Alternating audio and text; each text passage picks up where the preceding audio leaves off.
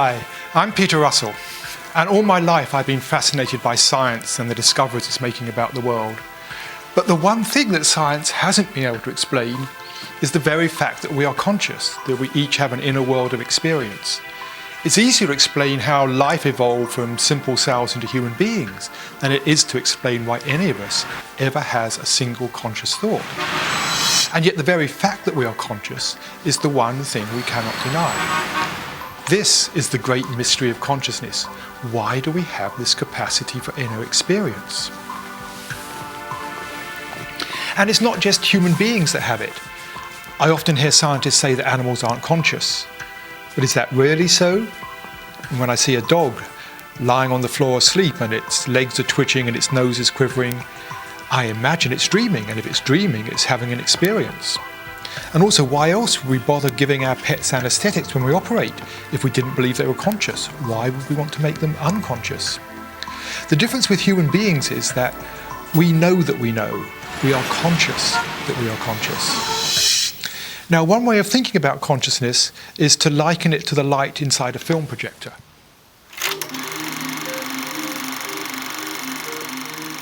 At the heart of the projector is a source of white light, and the light shines through the film and takes on the colours and forms of the film, and then an image appears on the screen.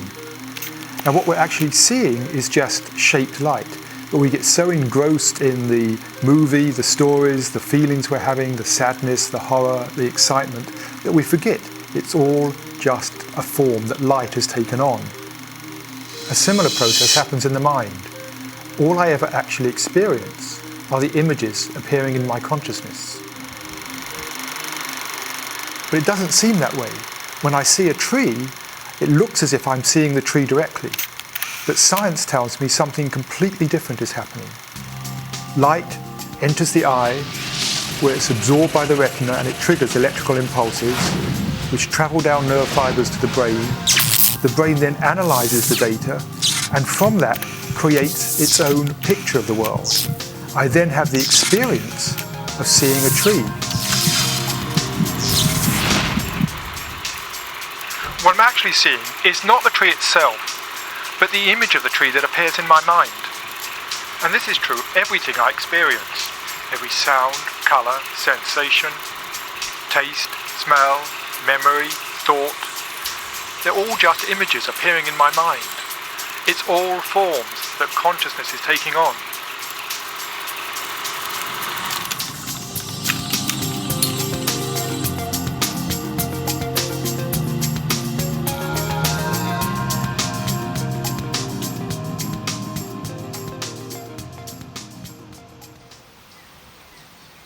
But where does consciousness itself come from?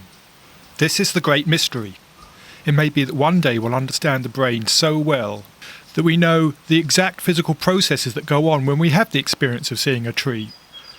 But even when we do, the question still remains of why is there consciousness in the first place? Why doesn't all this brain activity go on in the dark?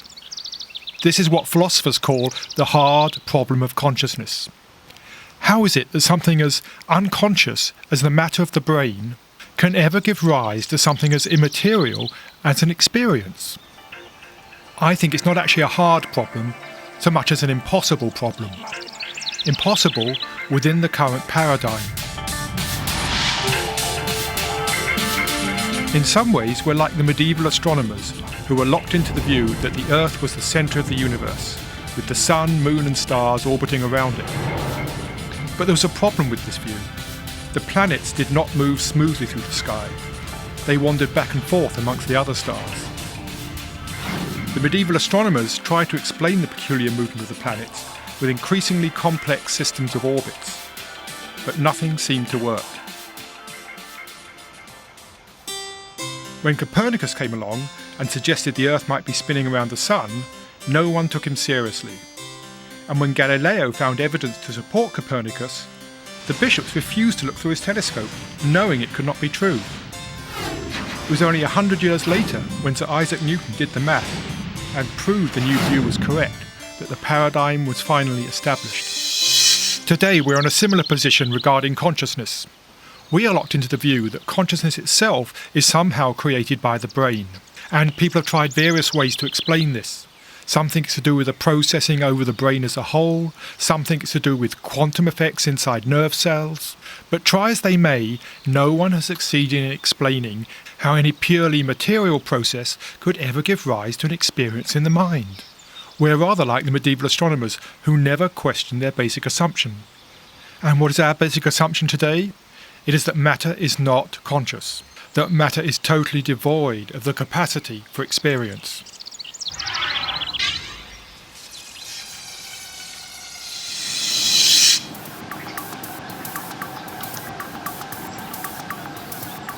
An alternative assumption, and one that's being taken seriously by a growing number of people, is that the capacity for experience is present to some degree in everything.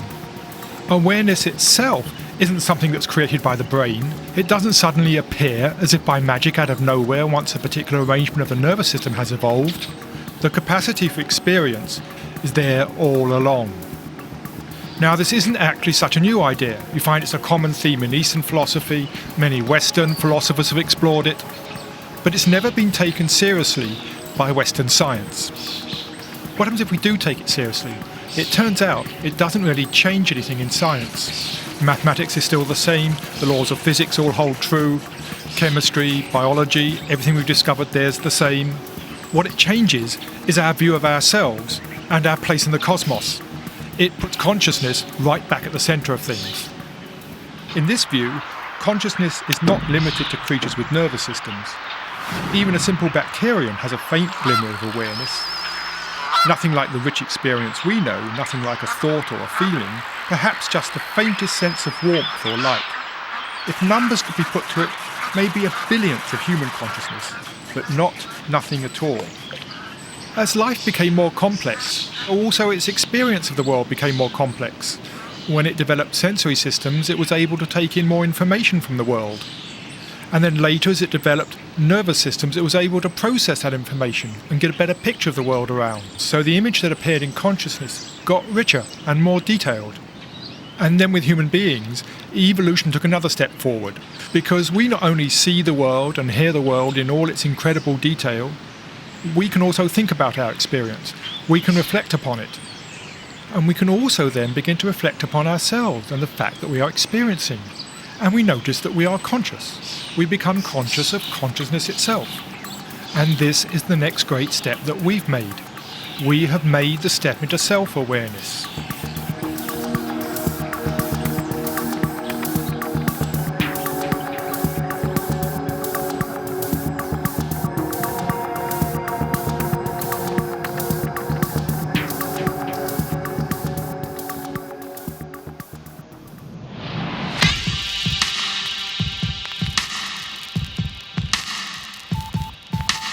With self-awareness came a sense of a self, of an I that is aware.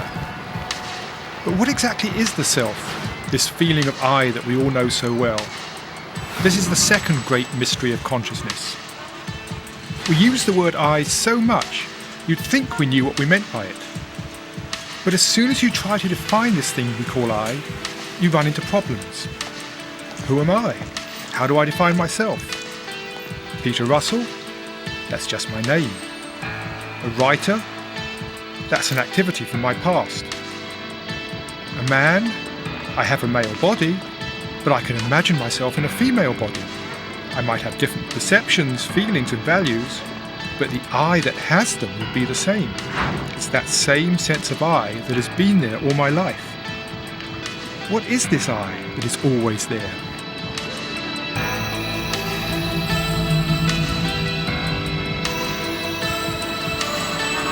To know what the self really is, we need to carefully observe our own consciousness. And this is the path that many spiritual seekers have explored. They've looked deep within their own minds, trying to find the essence of self. And they all come up with the same answer. There's nothing there. No thing we can call the self. This sense of a unique, separate individual self turns out to be an illusion, albeit a very convincing illusion. This feeling we call I is just a feeling of being conscious. Many experience it as simply a sense of being.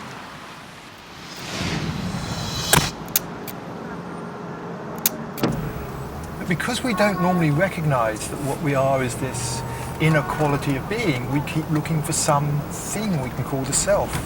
And so we dress ourselves up in all these psychological clothes, things like the roles we play in life, the way people see us, the things we do, our personality, our character. But these are all images of the self. They're not the self in its true essence. It's almost like the opposite to the emperor having no clothes. In this case, there's lots of clothes, but no emperor underneath. If we imagine ourselves to be the various ideas we have of the self, then our sense of identity is always at the mercy of events in the world. If our circumstances change, if our roles change, if the way people see us changes, then our very sense of identity can be threatened. And as a result of this, we spend a lot of time and energy trying to fend off threats to our identity, trying to bolster our self-image, buying things we don't really need, trying to be someone.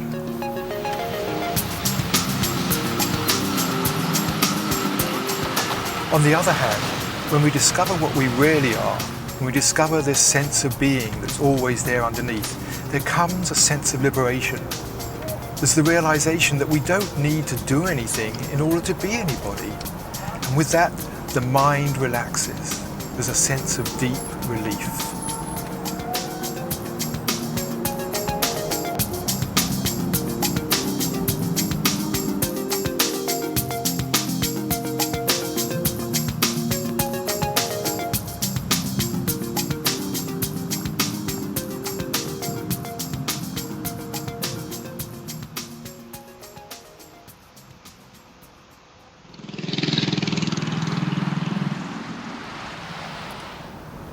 Underlying everything we do in life, everything we're looking for, everything we're chasing, there's one common desire, one universal purpose. And that is, we want to feel better. We want to feel more satisfied, more fulfilled, more at ease. None of us wants to be in pain or suffering. We want to avoid that if we can. We all want to feel happier, have more joy in life. What this ultimately means is that what we're really looking for is not things so much as a better state of mind, a more satisfying state of consciousness. This is the mind's bottom line, as the Dalai Lama put it. In the final analysis, the hope of every person is simply peace of mind. There's nothing wrong with this. It's completely natural. Where we go wrong is in the ways we go about finding peace of mind. Welcome to Beverly Hills, you have arrived! So we chase after wealth, possession, fashion and fame in the hope that if we just got enough, we'd finally be happy. Now sometimes we do find what we're looking for, and we do feel happy again. But it's not a happiness which lasts. So we start looking for something else to make us feel better. Many of us spend our whole lives just looking. Yet the truth is, it isn't having the right things or experiences that makes us happy. When we examine our minds closely, we find the very opposite.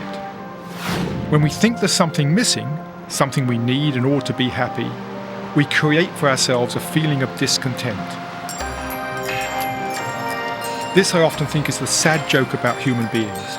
We're so busy worrying about whether or not we're going to be at peace in the future, we never allow ourselves to be at peace in the present moment.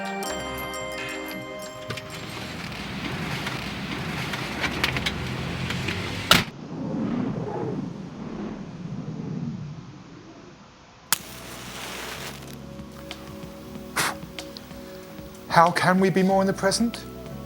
In itself, it's quite simple. It's just a matter of relaxing the attention and opening our awareness to what we're actually experiencing. Just noticing the actual sensations in your body, flowing of the breath, the feeling in the hands. Just noticing what is, as it is, without thinking about it. Our experience of the body is always in the present moment. It's our thinking about it that takes us out of the present. The mind's been so deeply ingrained to think about what's going on that very easily it jumps in and off again on some train of thought. When you realize that has happened, just simply relax the attention again and once more become aware of what is actually happening in the present moment. The practice itself is simple, like any other practice. It's just a matter of repeating the process again and again, and gradually it gets easier and easier.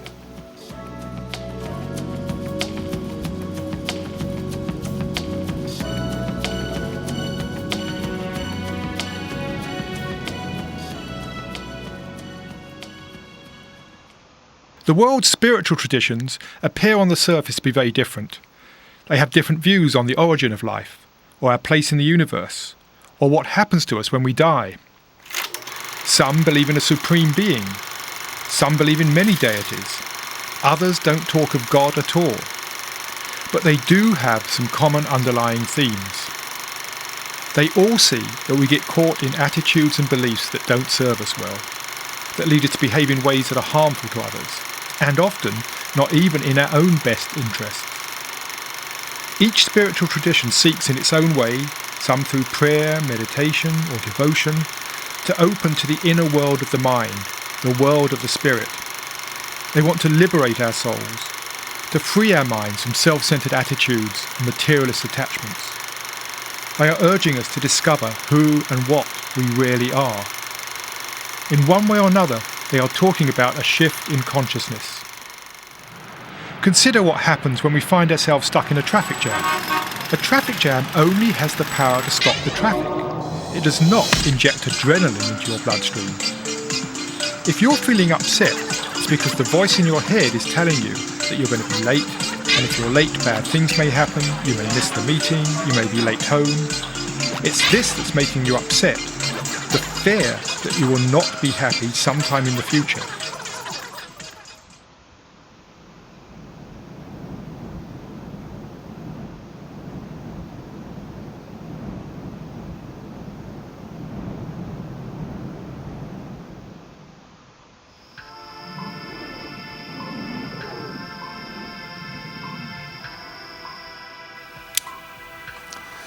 Western science has been remarkably successful at explaining the world around us, but it hasn't given us meaning. The world it describes is a dry, material world without any real purpose. And science has also given us an abundance of technologies which we've used to satisfy many of our needs and desires. But again, it hasn't given us values. It doesn't tell us the best way to use this incredible knowledge and power. It also hasn't really helped us develop inwardly. If anything, it's reinforced our sense of self-centeredness. We're probably more full of ourselves today than we've ever been.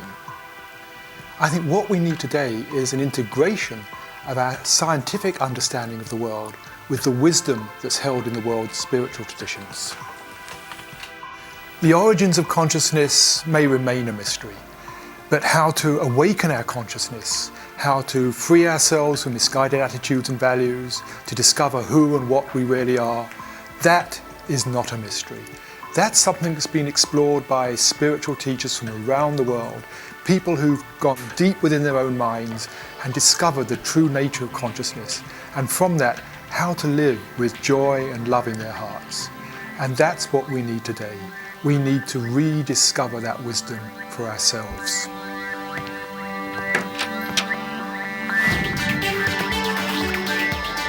The next great frontier is not outer space, it's inner space.